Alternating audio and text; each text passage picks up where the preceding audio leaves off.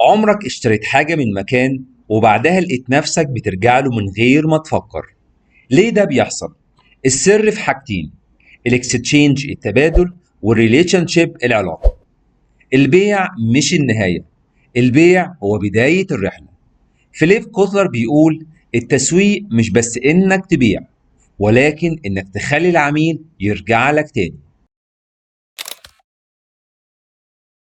في الفيديو ده هنعرف يعني ايه اكستشينج التبادل وريليشن شيب العلاقة في التسويق، ليه العلاقة المستمرة أهم من الصفقة نفسها، خطوات عملية تحول أي بيع لعلاقة مربحة، وأخيرا أمثلة حقيقية من السوق المصري والعالمي.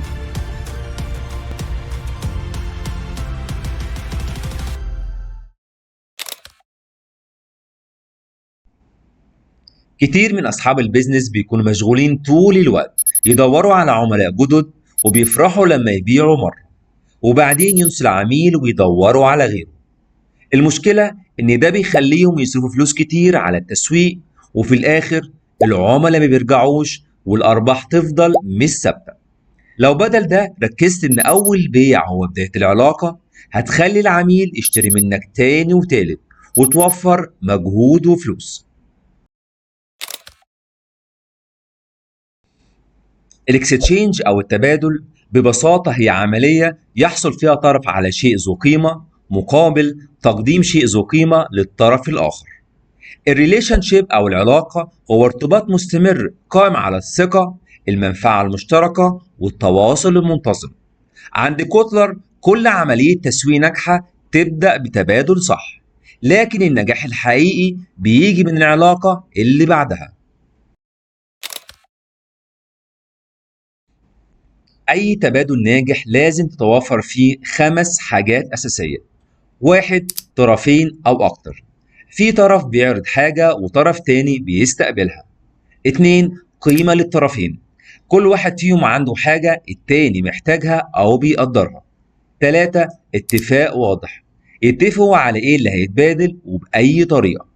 4. حرية الاختيار، كل طرف يقدر يوافق أو يرفض من غير ضغط. 5. وسيلة للتواصل، لازم يعرفوا يوصلوا لبعض علشان التبادل يتم. بعد كده بنوصل لمرحلة العلاقة، وكوتلر بيقسمها لأربع مستويات. المستوى الأول البيسك ريليشن شيب، علاقة أساسية وهي عبارة عن مجرد صفقة واحدة وخلاص. تاني مستوى الرياكتيف ريليشن شيب، علاقة رد الفعل، الشركة بتستنى العميل يطلب أو يسأل وبعدين ترد.